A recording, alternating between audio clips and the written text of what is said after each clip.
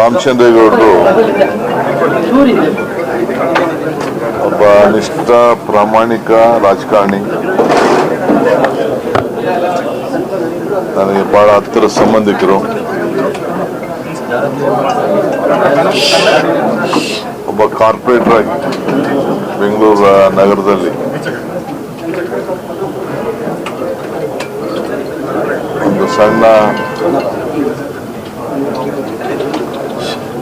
ಪ್ರತಿಯೊಬ್ಬ ಸಣ್ಣ ನಾಗರಿಕನಿಗೂ ಕೂಡ ಗೌರವ ಕೊಟ್ಟು ಅವರ ಜೊತೆ ಬೆಳೆದು ಅವರ ಕಷ್ಟ ಸುಖಗಳನ್ನ ಅರಿತು ಸೇವೆಯನ್ನ ಮಾಡ್ಕೊಂಡು ಬಂದಂಥವ್ರು. ಬೆಂಗಳೂರು ನಗರದ ಎಲ್ಲ ಸಮಸ್ಯೆಗಳು ಕೂಡ ತಿಳಿದಂಥ ಒಬ್ಬ ವ್ಯಕ್ತಿ. ಅವರು ವಿಧಾನ ಪರಿಷತ್ನಲ್ಲಿ ಬಹಳ ಬುದ್ಧಿವಂತರಿಂದ ವಿದ್ಯಾವಂತರಿಂದ ಆಯ್ಕೆಯಾಗಿ ಸೇವೆಯನ್ನು ಮಾಡಿ ಕೊನೆಗೆ ಸರ್ಕಾರದಲ್ಲೂ ಕೂಡ ಮಂತ್ರಿಯಾಗಿ ಸೇವೆಯನ್ನು ಮಾಡಿ ಅಪಾರ ಜನಸಾಮೂಹವನ್ನು ಬಳಗವನ್ನು ಕಟ್ಟಂಥವ್ರು. ಈಗ ತಾನೇ ಸದಾನಂದ ಗೌಡ ಹೇಳ್ತಾ ಇದ್ರು, 85ರಲ್ಲಿ ಅವರ ಎಲೆಕ್ಷನ್ ಇದ್ದಾಗ, ಅಸೆಂಬ್ಲಿ ಎಲೆಕ್ಷನ್ ಇದ್ದಾಗ ಬಸ್ನಲ್ಲಿ ಬಂದು ಅವರ ಚುನಾವಣಾ ಪ್ರಚಾರ ಮಾಡಿ ಅವರು MLA ನಿಂತಾಗ ಬಂದಿದ್ರು ಅನ್ನೋದನ್ನ ಅವರು ನೆನೆಸ್ಕೊಳ್ತಾ ಇದ್ರು. ಹಂಗೆ ಅವರ ಸರಳತೆ ಆ ರೀತಿ ಇತ್ತು. ಅವರು ಒಂದು ದೊಡ್ಡ ಕುಟುಂಬದವರೇ. ಬೆಂಗಳೂರು ನಗರದಲ್ಲಿ ಅವ್ರ ಕುಟುಂಬ, ಅವರ ಮಂತನ ಕೂಡ ಬಹಳ ದೊಡ್ಡದೆ, ಸಣ್ಣ ಕುಟುಂಬ ಏನಲ್ಲ.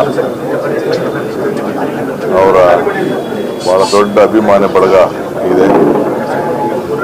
ಬಿಜೆಪಿ ಮತ್ತು ಯಡಿಯೂರಪ್ಪನವರು ಅವ್ರನ್ನ ಬಹಳ ಹತ್ತಿರದಿಂದ ಎಲ್ಲ ತೀರ್ಪುಗಳಲ್ಲೂ ಕೂಡ ವಿಶ್ವಾಸಕ್ಕೆ ತೆಗೆದುಕೊಳ್ತಾ ಇದ್ದು ನಾನೆಲ್ಲ ಗಮನಿಸಿದ್ದೇನೆ.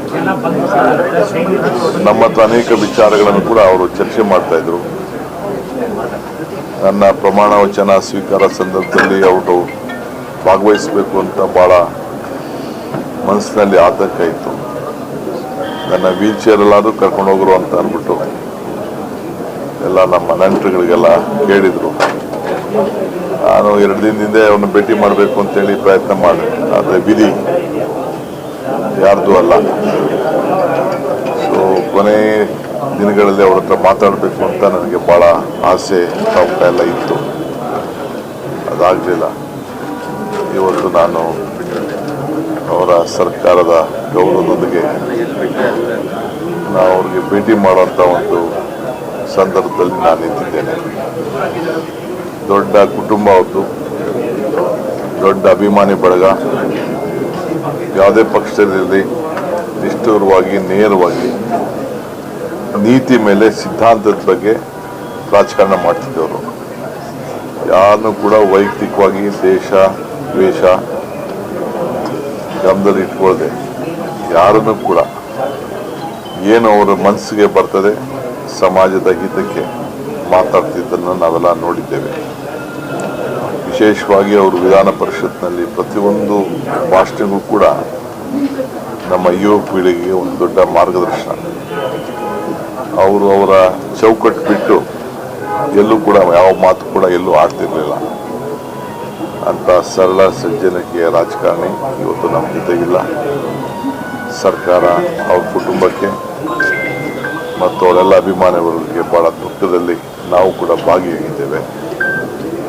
ಸೊ ದೇವರು ಅವರ ಕುಟುಂಬಕ್ಕೆ ಮತ್ತು ಅವರೆಲ್ಲ ಅಭಿಮಾನಿಗಳಿಗೆ ಈ ದುಃಖದಲ್ಲಿ ಅವ್ರಿಗೆಲ್ಲ ಕೂಡ ಶಾಂತಿ ಸಿಗಲಿ ಅಂಥೇಳಿ ನಾನು ಪ್ರಾರ್ಥನೆ ಮಾಡಿ 4 ಮಾತು ಹೇಳಲಿಕ್ಕೆ ಬಯಸ್ತಾ ಇದ್ದೇನೆ.